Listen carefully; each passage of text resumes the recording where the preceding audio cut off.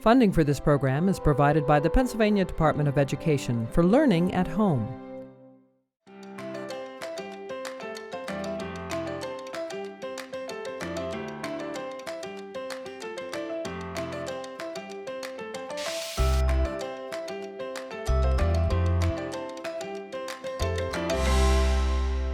Hi, students and friends. Mr. Welch here, and I'm excited to begin exploring some fun and interesting topics as we learn together.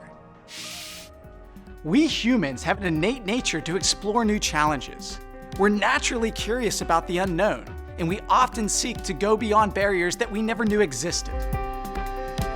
Have you ever looked up at the night sky, wondering what's beyond the limits of the Earth? It's exciting to think about visiting someplace like Mars, a place no other human being has been to before. You may have heard scientists, or even your friends, say things like, "Let's colonize Mars." There might be life on Mars, or there's even evidence that water exists on Mars. Those are really exciting questions. But would you want to be the one that goes to Mars to try and figure out those answers? Mars is the closest planetary neighbor to Earth, but it's still 62 million miles away. I wonder what kind of spaceship actually exists that would be able to take humans to Mars. And once we get there, how are we going to land? And once we land, how are we going to be able to conduct our daily lives? Those are all tough challenges. But do you know what gives me confidence? I think about the past times when Americans have ventured into the unknown, and we figured it out. Perhaps there are lessons that we can learn when we look to the past and we apply those to the future. What was that first American expedition into the unknown? For that, we need to look back to 1803's Louisiana Purchase, when then President Thomas Jefferson sent two men, Robert Livingston and James Madison, to France in order to purchase the city of New Orleans. Why? The United States wanted access to the Mississippi River. They were offered the entire Louisiana territory for $15 million, and Thomas Jefferson jumped on the deal. The problem? He wasn't even sure what he bought. Jefferson secured congressional funding for the Corps of Discovery, the first official American expedition into the unknown. In 1803, he sent a letter with instructions to Meriwether Lewis.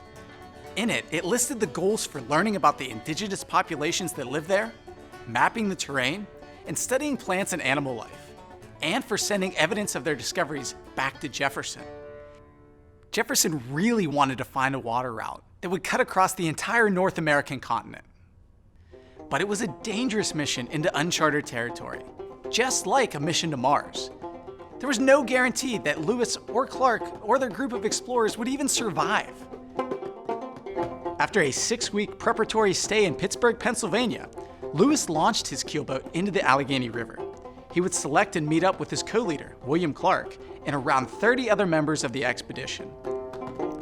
It was a very dangerous mission, but unlike any potential mission to Mars, these lands were already inhabited by many indigenous people. And the indigenous populations already had their own rich, established culture, and the Corps would soon encounter them. One of those encounters happened in October of 1804, when the Corps reached what is now Bismarck, North Dakota. That was the home of the Mandans and Hidatsa tribes. The Corps hired a French fur trapper named Toussaint Charbonneau, and it was that trapper's wife who played a crucial role in the expedition. That wife, Sacagawea, was a member of the Shoshone tribe and had been sold to the trapper years earlier. And she was able to introduce Lewis and Clark and the entire Corps to her people just outside the Continental Divide. 30 people were part of Lewis and Clark's expedition, but right now, we're going to learn about one of them. His name? York, a man enslaved by William Clark. York faced the same challenges, exhibited the same courage, and contributed to the same discoveries as the rest of the Corps. York made history on November 24th, when a vote was taken to decide where to set up camp for the winter. York's vote in that decision counted equally, and that happened almost 65 years before the ratification of the 15th Amendment. However, York's other notable contributions were not recognized and not treated with equality. When the group returned to St. Louis after their 2-year mission, Lewis wrote a letter to Congress asking them to reward the members of the expedition with land and money. The only name not mentioned in Lewis's letter? York. The enslaved York also asked William Clark for his freedom as compensation for his contributions to the mission, but it was a request that Clark refused. We can celebrate York's courage and contributions now and fill in the gaps from outdated historical texts.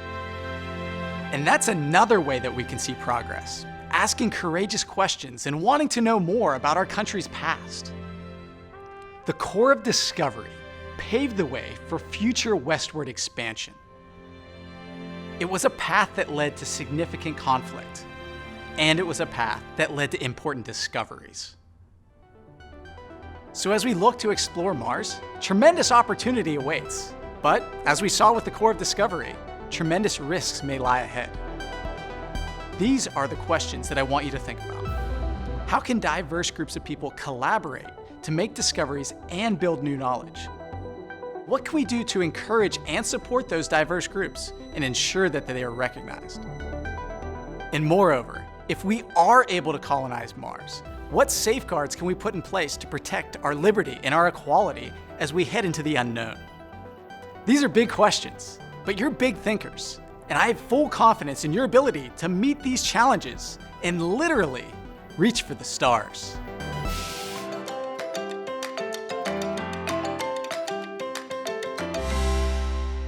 So if I ask you to think about space, what comes to mind? Maybe it was the moon landing in 1969. One small step for man, one giant leap for mankind. Or maybe it was the Challenger mission in 1986. Liftoff of the 25th Space Shuttle mission, and it has cleared the tower. Or maybe it's SpaceX, which is even more recent, and how they launched a convertible into space. But what if I ask you to think about who comes to mind? Maybe you think Elon Musk, the CEO of SpaceX and the chief designer behind it. Or maybe you think of Neil deGrasse Tyson, the very famous astrophysicist and communicator of astronomy. And I'm guessing lots of you thought about astronauts. Names like Neil Armstrong, first person to set foot on the moon, or Buzz Aldrin, or maybe Sally Ride, Kalpana Chawla, or Guion Bluford Jr. There are plenty of great explorers to learn about and to learn from.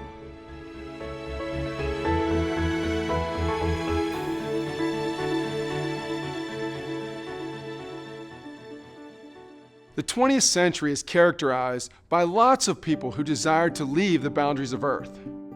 On December 17, 1903, 2 American aviation pioneers named Wilbur and Orville Wright made the first controlled, sustained flight in an aircraft that they invented. Their flight lasted only 12 seconds, and it traveled only 120 feet, but they flew! Can you believe that it was less than 70 years later that NASA actually landed a man on the moon? Think about all the science and discovery that happened in those 70 years. During that time, America and Russia also had a major conflict called the space race, in which each one was trying to be the first country to land a man on the moon. Today, we see an era of much better cooperation. A perfect example of that is the International Space Station, which houses astronauts from all over the world.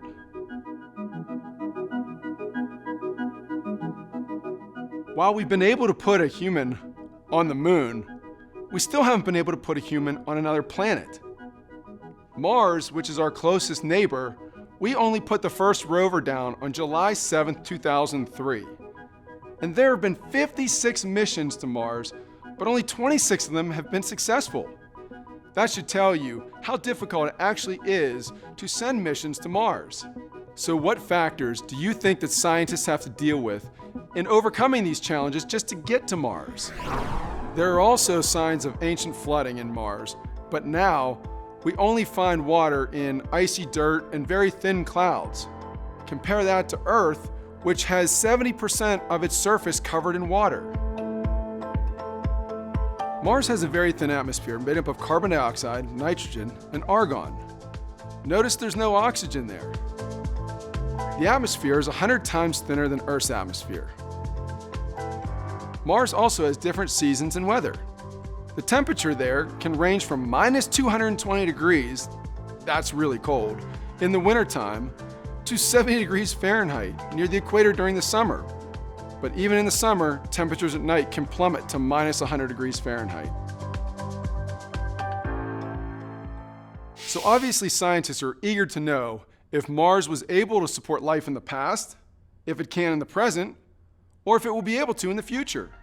And if Mars could support life, what would that look like? Would it be the same kind of aliens you see in the movies? Probably not. But the characteristics of the planet do help determine what the organism will look like. For example, Mars is very cold. So what would that mean for the organism? Well, maybe they would need to have thick skin or a lot of fur to help them stay warm for those very cold temperatures. For example, let's take a look at an organism here on Earth. An Arctic rabbit survives very well in the Arctic or the cold parts of the Earth because it blends in well. It's a white rabbit. But if you took that white rabbit and put it, say, in the Amazon jungle, where everything is green, it would stick out very clearly and probably wouldn't survive. So how can these examples relate to an alien on Mars? What characteristics would help an alien on Mars? What kind of adaptations would an organism need to make to be able to survive on Mars? These are all questions that you need to take a minute and think critically about. So, with everything that we've been talking about on Mars, who's ready to go? I am. Well, not yet. Before we go, we have some things that we need to consider, like food, water, where are we going to live? Those are all really important things that we need. But also, we have to ask other questions. How are we going to get it there? How are we going to build it once it's there? How are we going to store it? These are all questions we need to consider when we colonize Mars. Think about whether there's anything on Mars that you can use to help you survive. For example, Mars has a very active weather system. Maybe that would help you with the energy problem. You could harness wind energy or solar energy. Okay, I know it's a lot to consider. But just like the name of the Mars rover in 2012, curiosity can lead you to a lot of exciting discoveries.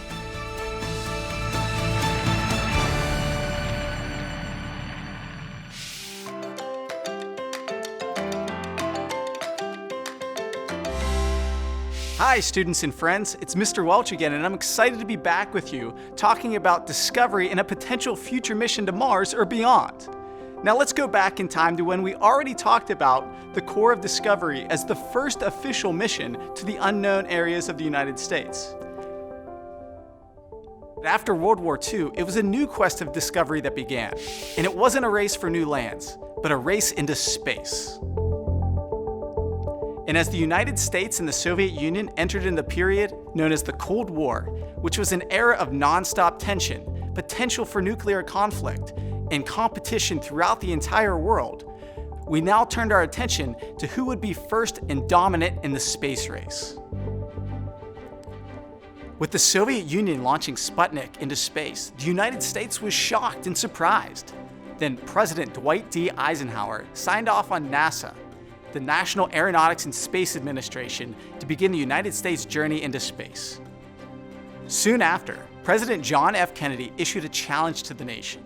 In a 1962 address at Rice University in Texas, President John F. Kennedy challenged the United States to go to the moon by the end of the decade. We choose to go to the moon in this decade and do the other things, not because they are easy, but because they are hard. Because that goal will serve to organize and measure the best of our energies and skills. Because that challenge is one that we're willing to accept, one we are unwilling to postpone, and one we intend to win, and the others too. Now that was a profound speech, but why? Let's take a few moments now to look at all of the separate elements within that speech and look at how they all work together to make such a powerful impression. Now, do you think that President Kennedy selected certain words for a reason? And it also makes me wonder, why did President Kennedy continue to issue a challenge to the nation? We can learn a lot about the president's intentions in his speech when we examine his tone. Tone can be described as the way an author, or in this case a speaker, describes their attitude about a particular topic. And a great way to think about that is to consider emojis or facial expressions. Think about how those visuals express your attitude about a subject, or your tone. What was President Kennedy's tone? Many years ago, the great British explorer George Mallory, who was to die on Mount Everest, was asked why did he want to climb it. He said, because it is there. Well, space is there, and we're going to climb it. And the moon and the planets are there. And new hopes for knowledge and peace are there. And therefore, as we set sail, we ask God's blessing on the most hazardous and dangerous and greatest adventure on which man has ever embarked. Thank you.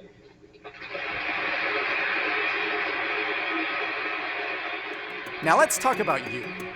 Think about the books that you've read or the speeches that you've heard in the past. Did they ever inspire a particular emotion inside of you?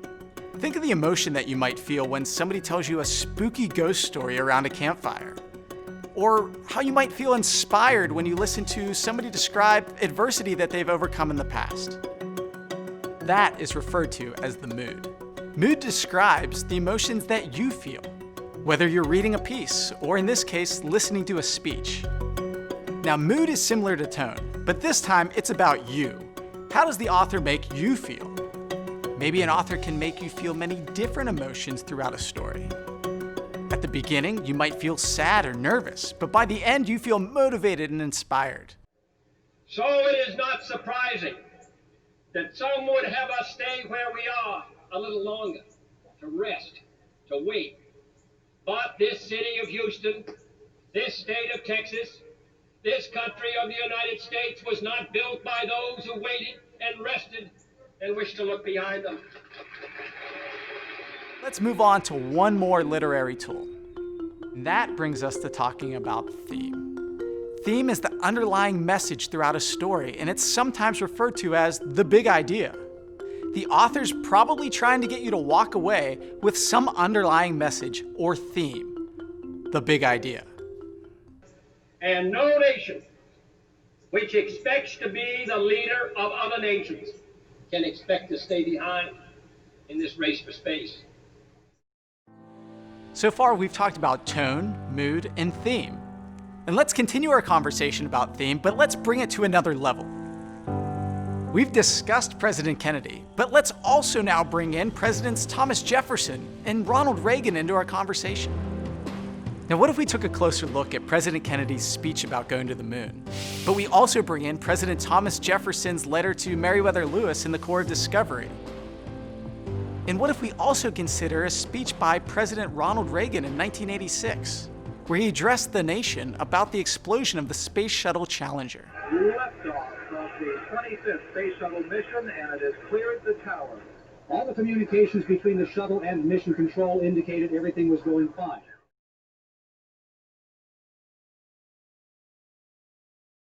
Velocity 2,257 feet per second. Altitude 4.3 nautical miles. Down range distance 3 nautical miles. And I want to say something to the school children of America who were watching the live coverage of the shuttle's takeoff. I know it's hard to understand, but sometimes painful things like this happen. It's all part of the process of exploration and discovery. It's all part of taking a chance and expanding man's horizons. The future doesn't belong to the faint-hearted. It belongs to the brave. The Challenger crew was pulling us into the future, and we'll continue to follow them. And what if we attempted to find a common theme among all three of those letters or speeches? They were delivered by different people, for different reasons, in different eras of history. But let's not focus on what's different. Let's focus on what's similar. And now that you've done all of that thinking about those big ideas, I'm going to ask you to think some more. Imagine that you are the leader of our nation, and the nation is waiting for you to deliver a speech about a future mission to Mars. Would you be able to look back and learn anything from the messages of our past presidents? And it's such an important moment. What's the theme, the big idea that you would want the nation to hear? What emotions would you want your citizens to feel as you spoke? And what words would you select to create that mood? And as a leader addressing the nation, you probably have a pretty clear attitude about how you feel about a mission to Mars. But what words would you select to make that attitude clear? And as you're learning about the science, math, and history of the space program, it's critical to remember that words matter. And as you write your own stories, deliver your own speeches, or just talk to others about things that you care about, words matter. Tone, mood, and theme. The literary devices that you have in your own toolkit. They'll bring you success no matter where your next mission takes you.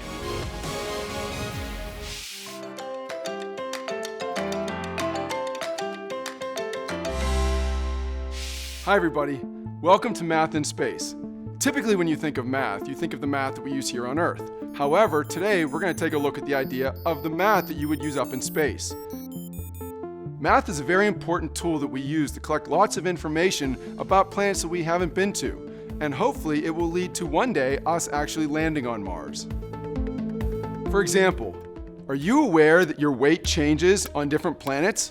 So, if you looked at Mars, you would actually weigh less on Mars than you do on Earth. Let's take a look at why. Your weight is based on the amount of gravity of a planet, and the gravity of each planet is different. For example, Earth has a gravitational pull of 9.81 meters per second squared, while Mars has a gravitational pull of 3.71 meters per second squared. So due to a smaller mass, the gravity of Mars would mean that you are 62% lower in weight on Mars than you are on Earth. But that's not the only thing that's different about the planets. Can you think of something else that might be different? How about age? Your age is actually based on the amount of time it takes for the planet to spin once, which is measured in a day, or the amount of time it takes to go around the sun once, which is measured in a year. That's different for every planet because every planet is a different distance from the sun. So that means that the farther away a planet is from the sun, the longer it has to go around the sun, which means the longer a year is. To start, let's take a look at how these numbers are different on each planet through different equations.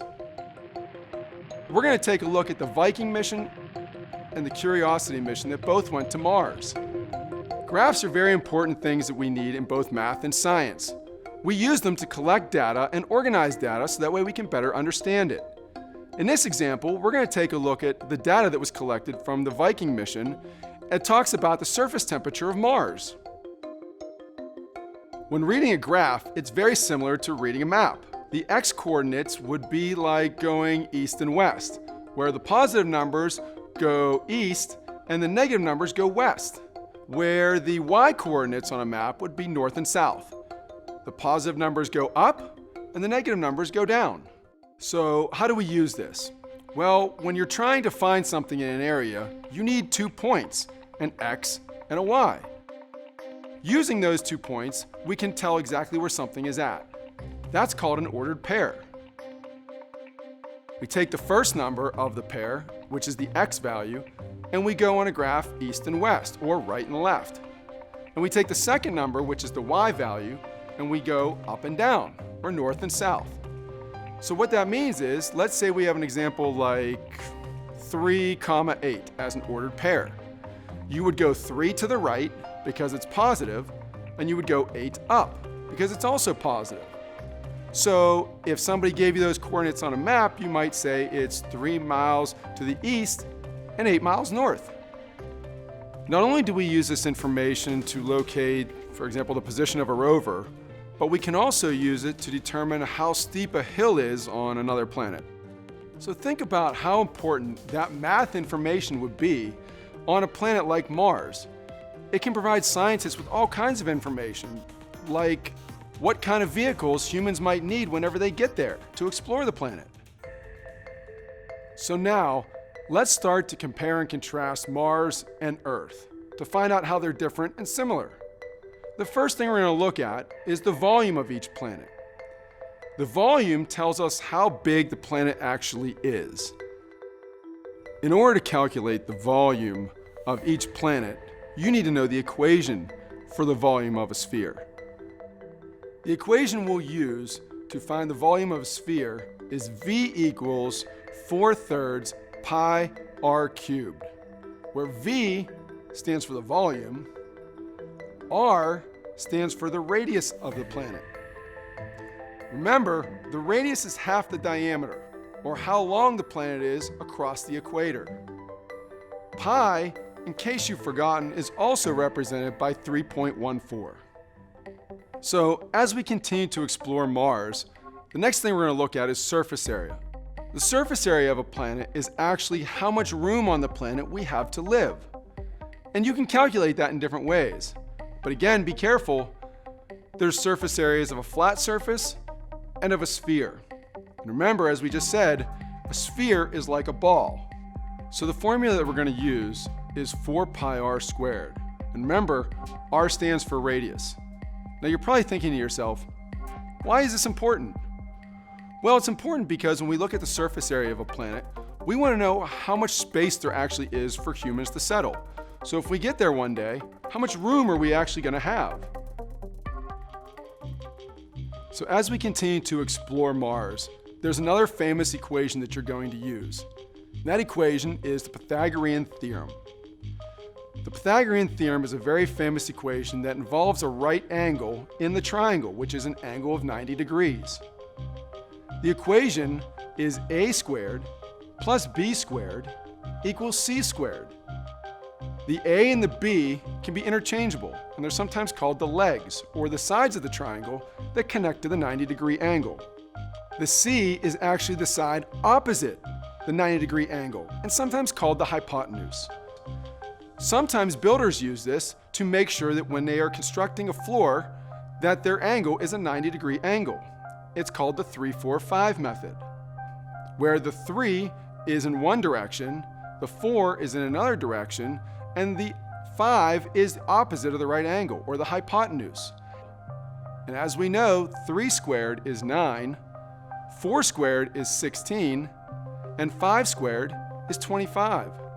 So that means 9 plus 16 equals 25, and therefore they have a right angle.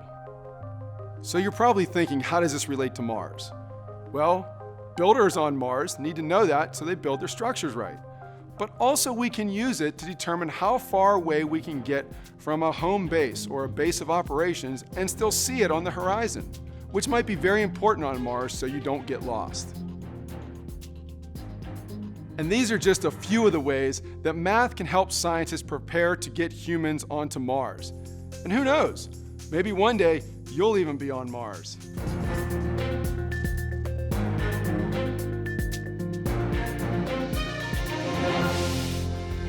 To download the free lesson plans to be used with this program, visit us online at wqed.org/SOS. To request a hard copy of the lesson plans, please contact your local school district.